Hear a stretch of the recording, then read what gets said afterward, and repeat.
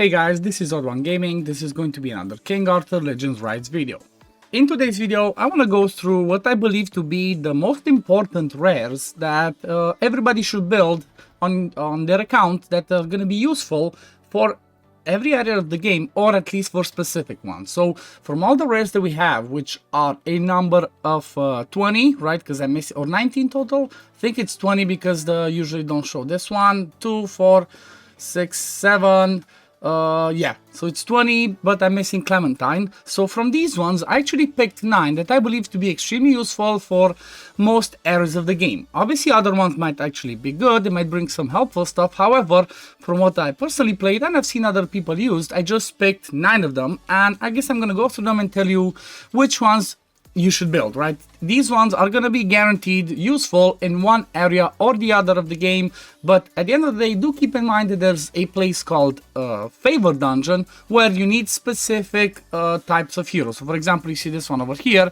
that's a bull. So there's going to be a bull Favor Dungeon, so you can only use bull heroes, so you might end up having to build everything. But let's go through it, and let me tell you who I believe to be really good, and if you pull, you should invest in. So I guess, you know what, I was gonna start with Anguish, but let me start with K, right? Let me start with K because everybody does get K for free as part of the story. And she's a really useful damage dealer, and she honestly, unless you pull somebody a lot better, like maybe a legendary in Bedivere or somebody else that does really good AoE damage, K should 100% be somebody you invest in, and she could be the candidate to actually be your first 6-star on level 60 because she brings a ton of AoE damage with this one. She brings lots of good damage. Obviously, then it depends on the relics that you're gonna pull and all that, but I'm not gonna go too much through all of the relics because then that video would be a half-an-hour video. However, we know that we get K for free with the AoE hit. This one's amazing, and this one's gonna help you progress through the campaign pretty easily. And you're definitely not going to regret it, considering the fact that she's also a Stag Favor Dungeon one, and she can pair really well with another free one that we get from Stag. That's going to be Tristan. So K is definitely somebody worth investing in. Now the next one, I guess, let's jump over to Anguish, since I want to talk about him. Anguish I really like because of the fact that he's extremely useful in specifically the most important dungeon that you're going to be farming a ton, and that's going to be Gorgos, right? Gorgos is a dungeon where you get yourself gold and experience, and because his base form is going to be the frost one and Gorgos is fire, he's going to be strong element, so he's going to be perfect for that. Not only that, but he brings a 5-hitter, right? And then he has chance to land 3 chills, and chill is basically a dot damage over time, and this one does the most damage for something like Gorgos. But honestly, not only that, I actually use my Anguish in other areas. For example, Penvi, the Plane of Beasts, where you farm advancement materials. He's going to be amazing, especially again in the Frost one, because he brings a 5-hitter that's going to help you take down that barrier. So Anguish, 100% you want to invest. He was actually the first one that I personally got to Chivalry 10. Invested everything in him, and I'm not regretting it because he's almost in every single one of my teams because he's so good. Now let's move over to somebody else. Now the next 3 that I'm going to talk about are actually going to be the 3 rare healers, or like at least 3 out of the 4 rare healers, and they're 100% amazing. So let's start with Sarah, right? Sarah starts off with the Storm relic, and she's really amazing because not only does she bring good healing, but she also brings defense increase, right, on this one.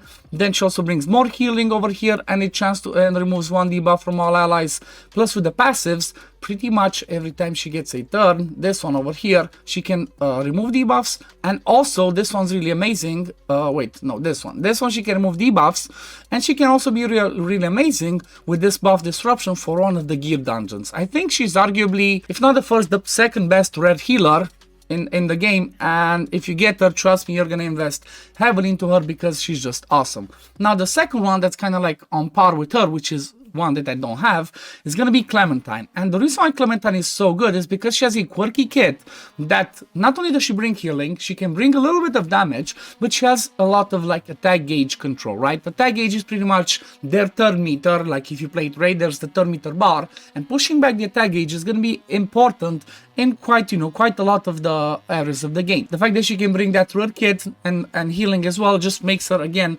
another amazing candidate for somebody that you might want to build. And I do believe, honestly, I cannot say for sure because I haven't played with her personally, but I see a lot of people talking about her.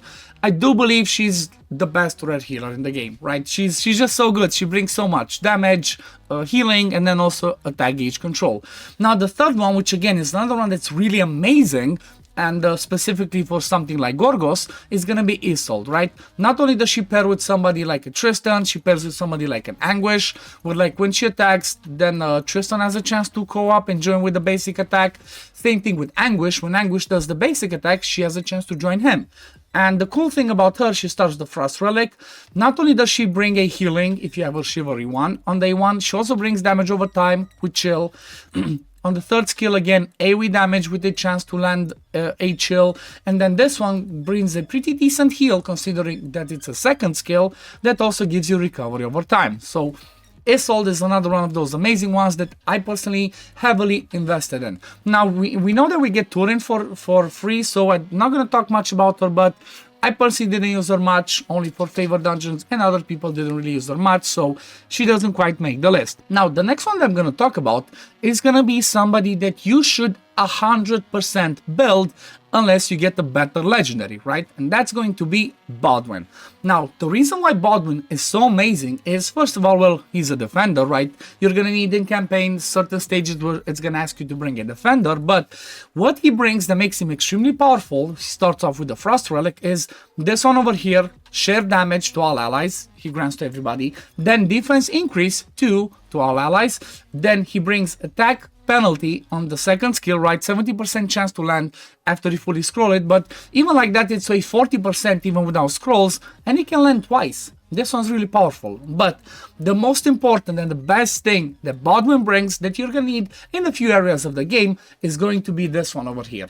50% chance to trigger when inflicted with abnormal status. Pretty much he removes the abnormal status from everybody in your team, and this one's going to be really good for Master of Death, it's going to be good for Forbidden Dungeons, it's going to be good for some campaign stages. Whatever you're going to be inflicted with abnormal status, you're going to need somebody, and Bodwin's the perfect option because again, he's only a rare. If you have a legendary version, then yeah, obviously you're just going to ignore it and you're not going to use Bodwin. Now, the next one they want to talk about is somebody that's really high rated by most people, is Rosier, right? She's so good. She brings some insane damage. So she starts off with the Storm Relic, and look at the damage that she brings on this one. AoE hit, 230% damage. That's just extremely good, right? It's almost the same level. It's actually better damage than something like AK. And then she also has a chance to inflict dot. But her most powerful version is going to be the one where she has the Frost Relic, because check this one out. 5 hits, 355% damage. So not only does she bring strong single target damage, but then she also brings bleeds, right? She also brings damage over time. So Rosier is another one that you would 100% want to build. And for example, if you get lots of copies, you can get her to be instead of Anguish. So, as an example, if you have her Chivalry 8, right, and then you have some good skill ups in her, she's going to be more powerful, or even paired with Anguish to help you speed farm Gorgos, and then at the same time, obviously, she's going to be a good damage dealer for the Crow Dungeon and, you know, lots of other areas of the game. So, definitely keep an eye out on Rosier, and if you ever see her Fire Relic somewhere to buy it, make sure you buy it. Now, there's going to be 2 more that I'm going to add to the list that, again, can be really powerful. One's a pretty straightforward damage dealer, Ban, right? He used to be a little bit broken, not a little bit. He used to be the best damage dealer in the game, right? I have not personally used him a lot, but I've seen a lot of people use him. He was doing more damage than legendaries. He was just pretty much broken. Now, they did nerf him a lot. However, he's still viable. He still does the same damage as somebody like AK, or even more, with the strongest relic being this one over here. If you can get the Storm one, he can do insane amounts of damage, and he also brings attack speed increase to himself. He's just a really powerful damage dealer. So definitely keep an eye out on Ban, because honestly, maybe if you get him and you manage to get the Storm relic before you 6-star your K, you might want to switch from K and build him, but eventually you're gonna build K as well. But definitely Ban is somebody you want to keep an eye on because he's really powerful. Now, the next one that I'm going to talk about is one that's a little bit more niche. However, I believe this one to be really important because of a specific dungeon, and the person I'm talking about is going to be a Colon. Okay, the reason why Colon is extremely important is because he comes straight up with the Storm Relic, and then he brings this over here.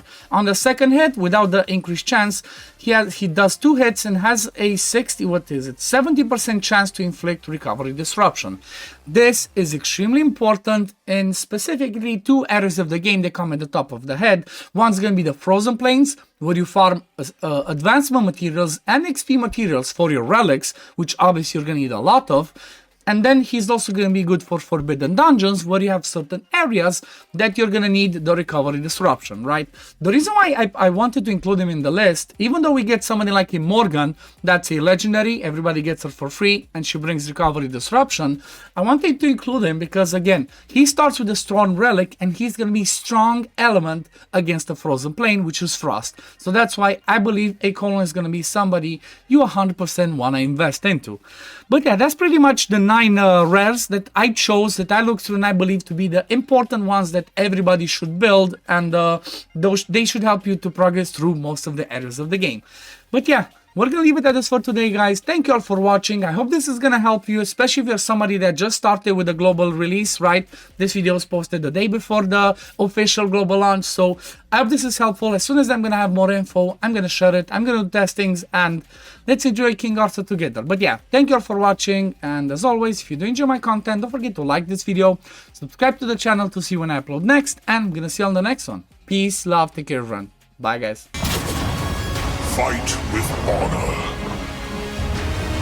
Vanquish the wicked, and you may prove worthy of your legacy.